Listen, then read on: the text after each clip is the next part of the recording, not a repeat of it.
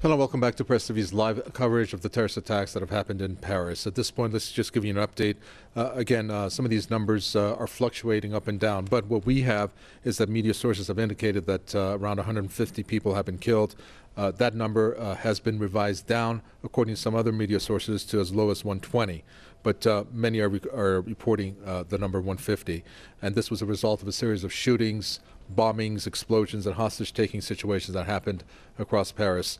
200 people injured, 80 of them are in critical condition, so that indicates that this number may rise. And altogether, this number also fluctuated from 7 to 8 attackers who have been involved, all as France states neutralized, which means they were killed. Reports indicating that they did have accomplices and they are at large. Of course, some other reports indicating that some of the attackers may also be at large. And the latest news that just came in is the fact that ISL has released. Okay, let's first go and listen to Federica Mogherini speaking right now and see what she's saying on this situation. And really united with the conflicts that we have around our region, starting from this terrible war in Syria. So today we will try to not only lead and show leadership, show responsibility, and also trying to lead the way towards peace in a complete way. Do you expect any further complete forward? Yes. I cannot anticipate that. I'll talk to you at the end of the day. Thank you. Thank you. Okay, the EU Foreign Policy Chief Federica Mogherini live there from Vienna. The Vienna 2 talks, as it's called, is being held, and the subject is obviously going to be this attack that has happened in Paris, since that obviously is going to have an effect, as the Russian foreign minister said, on the itinerary of the talks in terms of a topic being discussed. Let's get some analysis on this story. Well, before that, let's first talk to our correspondent, Anastap Roy, to get an update. Anastap, we have a couple fluctuations on the numbers from the attackers to the number that have been killed. Tell us about that. And of course, the latest news that I'm looking at might be important is the Daesh terrorists have released a undated video saying that France will not live in peace as long as the bombing continues. First, with regards to the numbers, here the French prosecutors are giving currently, as we speak, the number of 128 killed, 80 people seriously injured in emergency wards, and about another 180 to 200 who have suffered injuries. As far as the number of people who are the assailants, the killers who are, the question is how many are they? The current figure is 8 killed. Out of them, 1 person was killed by the French police. The others were reportedly suicide attackers. They blew themselves up, and that is causing problems for French prosecutors as they are unable to identify because the corpses of the attackers is so badly damaged. Then again, the other question of whether the ISIL has released a video and if it is dated, undated, or surely if it is ISIS, for that matter. The whole point is France in the past 2 months, starting October, has actually dealt serious blow to ISIS installations, particularly where apparently the French national members, French nationals, French citizens who were members of ISIS were actually involved. That is, petroleum bases, training camps. Those areas were badly attacked by the French aviation forces. It doesn't come as a surprise that it could be a tit for tat. However, these are initial reports. These remain to be confirmed. All observers here in France, particularly in French-speaking media, are saying that it's not really a surprise because France has carried out against the Daesh, and the Daesh wants to take revenge. And this is one of the first revenges. What we're also hearing is that some of the attackers have not been arrested yet. At the same time, what we also know is that the French authorities have closed the country's borders, meaning everyone who enters and leaves the countries, whether he's a European citizen or not, French citizen or not, will be scanned and checked before he can leave or enter the country. What we are also hearing is that American airlines have stopped their flights to France. So all in all, it looks like France is going through an unprecedented situation, as you rightly said. For the first time since the Second World War, we are seeing a new day in France, which is extremely catastrophic for the French. Thank you for that. And this is Roy, correspondent there from Paris. Thanks for clarifying some of the numbers for us. Well, joining us for the analytical part of this live coverage, we have Ken O'Keefe, former U.S. Marine, who joins us in the studios here in the capital, Tehran, and Rodney Martin, who's a former U.S. congressional staffer, who joins us from L.A., Los Angeles. Thank you, gentlemen. Ken O'Keefe, I'll start with you. This should, I would think, be a warning signal to some of the countries supporting the terrorists in the war in Syria, in particular the U.S., Turkey, and Saudi Arabia. Yes, well, I hope actually that it's even more of a wake-up call for us to realize that we are ISIS, that the Western governments that are in bed with Saudi Arabia, who is the primary funder of ISIS, along with Qatar and other Gulf states, we not only provide the political cover and military assistance to Saudi Arabia while it slaughters innocent people in Yemen, but we also provide the cover for them to go ahead and do their dirty dealing with these psychopaths who are running around Syria and other parts of the world as well, Iraq. Let us remember that before the United States invaded Iraq, there was no al-Qaeda in Iraq. Look at it today. Let us also remember that when Gaddafi was in power in Libya, there was very little al-Qaeda. And in fact, now we look at it, and it's an absolute basket case full of these operatives. And we look to Syria as well as yet another example of where these problems were actually quite under control in terms of al-Qaeda. In fact, Bashar al-Assad was assisting the United States, this is all on record, in a very meaningful way. In fact, many of the tortures that were being carried out were being done by Bashar al-Assad, or at least his regime, in order to extract information from people that we were supposedly fighting. I believe that it is beyond any doubt for any sensible person to realize that not only is the United States providing the financial cover, military cover, political cover for these terrorists through our proxies, but we've also, in pure technical sense, provided the training for these people in Jordan, and Turkey, another one of our best friends, has been shuttling these psychopaths across the country from Turkey into Syria for a long time now. So the idea that the West is actually fighting a war against ISIS is beyond ridiculous. So what we really need to do is start realizing the fact that we are ISIS, and the reason why our corrupt, treasonous governments are carrying out these policies is because they do not represent us. They represent the bankers, and the bankers make a hell of a lot of money off of war. And more importantly, as long as we're all fighting each other, as long as we're all not trusting each other, as long as we're all simply being played as pawns over and over, then they can maintain this tyrannical system of never-ending war. So this is really the wake-up call. What has happened in Paris is us. We are responsible through our corrupt governments for all of these policies, and even if these individuals who carried this out are not directly working for Mossad, CIA, ISIS, Al-Qaeda, all the same thing, even if they did this organically of their own volition, believe me, that is exactly what our so-called governments want. That is what the policy that we've been fostering over and over. And quite frankly, if we're to look at ISIS, ISIS stands for Israeli Secret Intelligence Service. They never attack Israel, and that in itself also tells you a lot about who these individuals are. Well, Rodney, Martin, perhaps some people might have thought and had doubts about any statements that are made regarding the Western support and some of the regional countries for these Daesh terrorists. But I'd like to get your reaction on the focus of this meeting prior to the announcement in Vienna, of which we just heard you, Foreign Policy Chief Federico Mogherini. And the focus was a warning that came from Iran and Russia that world powers that are going to be attending these talks need to compile a list of terrorist groups and, of course, then clarify the countries and which terrorist groups they're supporting in this war on Syria. That in itself is out of this world to try to figure out which countries are supporting what terrorist groups. So do you see then this being a link to what has happened in Paris, perhaps? Well, first of all, let me say that I don't disagree with anything Mr. O'Keefe just said, but I think what was most important, well, and let me briefly comment on the situation of basically everybody naming, all the nations naming, basically Russia and Iran calling out the rest of the world, naming their bad guys and their boogeymen they've created, which now Russia and Iran and Syria are having to clean up. That's never, ever going to happen. And that's why consistently now in the Jewish and Zionist media in the United States, Russia has now been made a co-equal boogeyman and bad guy with ISIS and ISIL, which is the U.S.-created boogeyman. But what I think we need to be very careful with and watch very diligently that this event is not used to whip up Islamophobia both in the West and especially in the United States. You'll have people in the United States saying, well, now, see, they attacked Paris, they're going to come over here next, and they're going to whip up anti-Islamic hysteria, and they're going to perpetuate this war on Islam. There was an attack in Paris.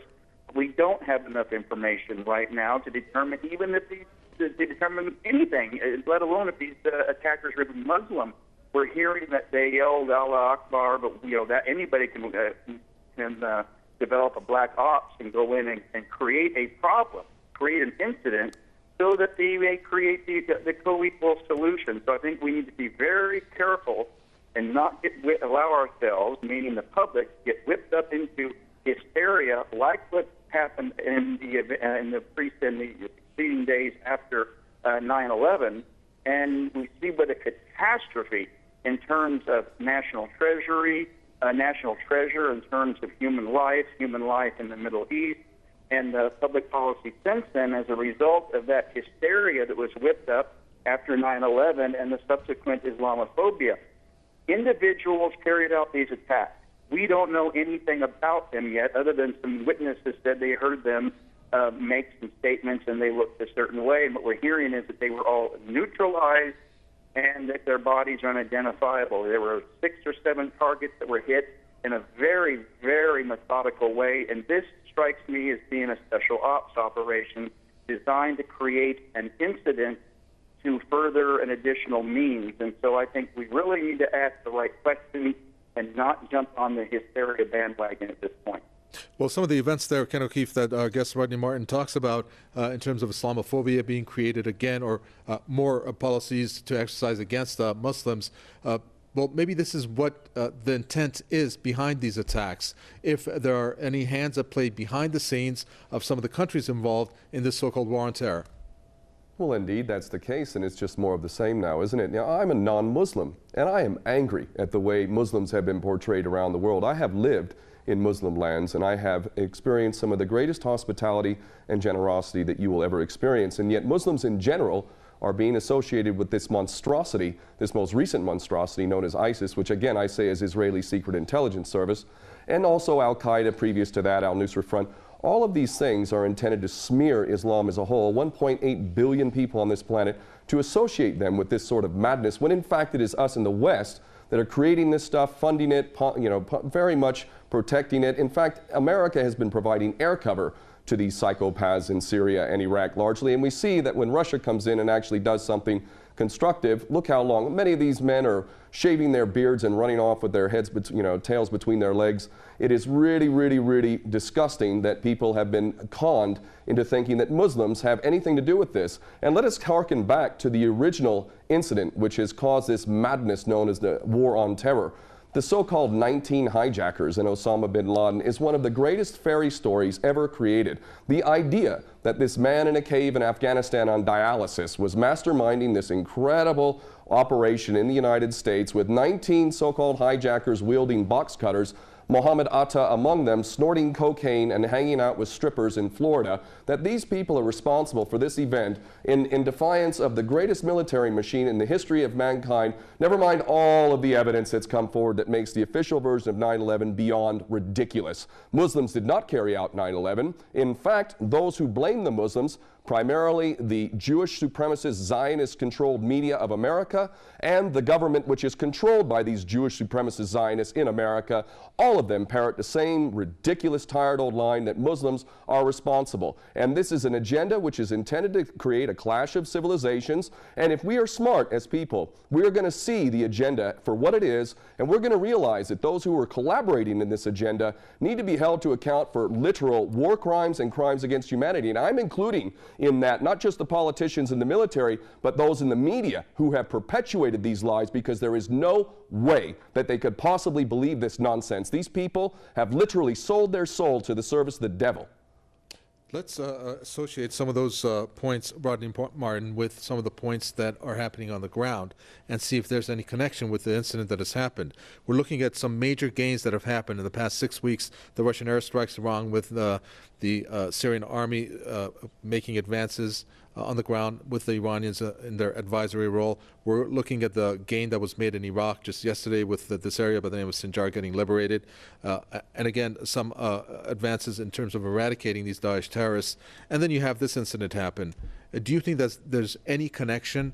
Because we know how much the U.S., Turkey in particular, and Saudi Arabia are so obsessed with pushing Assad out of power. This obsession and what's standing in the way are the forces that have been successful against them, namely Russia, Syrian army, and of course Iran in the advisory role, not to mention Hezbollah and their fighters. Well, what you see happening is, and this speaks to Mr. O'Keefe's comment about the clash of civilizations, that has been going on, clash of civilizations, since the end of World War I, when the West carved up the Ottoman Empire and decided to dominate and subjugate the peoples of the Middle East to harvest and steal and natural resources. So that's been going on for quite some time, and it culminated in the creation of the bandit state and the artificial Jewish Zionist state of Israel on the theft of Palestinian land. But you're absolutely correct in looking at the gains and Russia entering the region as a geopolitical and military player to finally bring an end to this archaic nonsense of ISIL, which is the U.S. and Western-created boogeyman. And what you see as a geopolitical result is the United States is being displaced as a geopolitical player in that region, and not only in Syria, but Iraq is now looking towards Russia giving them airspace operations. And the United States does not like this. Never did in their wildest imagination did they think Russia would operate outside of their boundaries after the fall of the Soviet Union. So what did they do? It's very fishy. I'm not willing at this point, because there's just not enough information on this event, to say that the events in Paris, the very tragic events in Paris, have something to do with this. But I sure think the timing is suspicious, and the fact that it was immediately, it was declared to be a Muslim attack. If you look at the U.S. media already, they are declaring this as a Muslim and Islamic attack on Paris.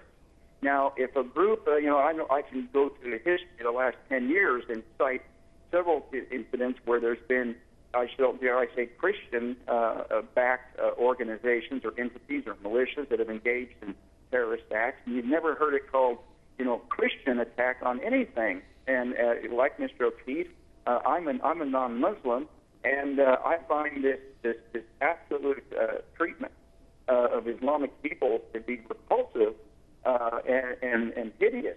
He's saying that this is a Muslim attack on Western civilization, Western values, when in fact it's in the West that has launched a concerted attack on Islam and Muslims since the end of World War I.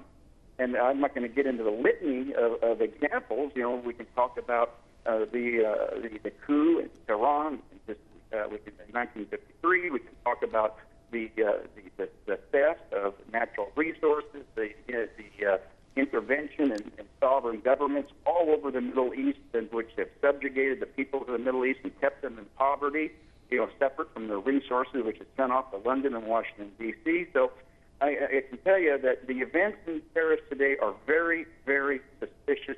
We don't have enough information about it, and for the Western media to declare them to be an Islamic or a Muslim attack is very intellectually dishonest and racist. Yeah, that has been going on for quite some time. But this piece of breaking news that's at the bottom of the screen, Ken O'Keefe, that states, it's a message from Assad to Hollande. France suffered on Friday the brutality of terrorism that that has plagued Syria for more than 5 years. That's quite telling in terms of what Syria has experienced. Your reaction to that statement? Yes, it is truly incredible that we listen to anyone, whether it's Francois Hollande or Obama or any of these other puppets, as if anything they says has any merit whatsoever. There is no moral authority at all in the West. When these people get up, they are an embarrassment to all of us who have a functioning brain and a heart. These people are traitors, whether they come from France or whether they come from Britain or America, and everything they say is to be taken as complete and total rubbish. The idea that France and the West is not directly responsible for the mayhem that has been occurring in Syria is again beyond ridiculous. We know for a fact how we've been supposedly funding and supporting the moderate rebels. There is no such thing. Even recently, a U.S. general admitting that there may be 4 or 5 of these people in Syria. The entire policy is intended to create havoc in the Middle East, and it is extremely important that people around the world begin to fully comprehend that these policies that are being carried out in the Middle East are actually not failures. I'm getting sick of hearing so-called experts talking about geopolitics and how America is failing to learn from its mistakes and all of this nonsense. These are not mistakes. These are intentional policies to wreak havoc, to sow the seeds of sectarian hatred. Again, let me cite the fact that before we took Saddam Hussein out in Iraq, there was no Al-Qaeda in Iraq. Also, when we played this game in Libya, there was no such thing as ISIS and all of this madness that's going on in Libya today. Syria, again, while it had its problems, and it certainly had its human rights abuses, most definitely did not have the problem that it has today. Every country that we touch by Western policy, every country that we touch in the Middle East is full of these monsters. Let's look to Iran, the country that we claim to be the biggest threat to everyone, the Israeli Jewish supremacist agenda, which constantly tells us that Iran is the big threat to the world and that it wants to wipe Israel off the map. Let's look at Iran. Let's look how many attacks by Al-Qaeda and ISIS are occurring here. Let's look at how Iran has been fighting MEK, a true terrorist force that has killed over 20,000 people in the last 20 years or so. This nation is fighting terrorism legitimately. It has provided sanctuary to Jews and Christians historically over the millennia. It has not indulged in any war for hundreds of years other than the imposed war in which we forced with our attack dog Saddam Hussein, and yet we are being told that Iran is the threat. Here I sit in Tehran, and I can tell you the threat from ISIS is next to none. And the reason why is because Iran is not a player in this nasty game in which Saudi Arabia, Qatar, other Gulf states, Turkey, Jordan, ourselves, Britain, France, all fund, train, support, and ultimately are responsible for these monsters running around in their latest branded name, ISIS, which I will repeat a third time stands for Israeli Secret Intelligence Service. We're going to end it there. Thank you so much for that. That's Ken O'Keefe, former U.S. Marine, here in the studios with the statements. And also Rodney Martin, thank you, former U.S. congressional staffer, spoke to us from Los Angeles. Thanks for tuning in to our rolling coverage on the Paris terrorist attacks. We're going to have international news for you with an update on that situation coming up at 6:30 local time. Just stay with us for that. It's bye-bye for now.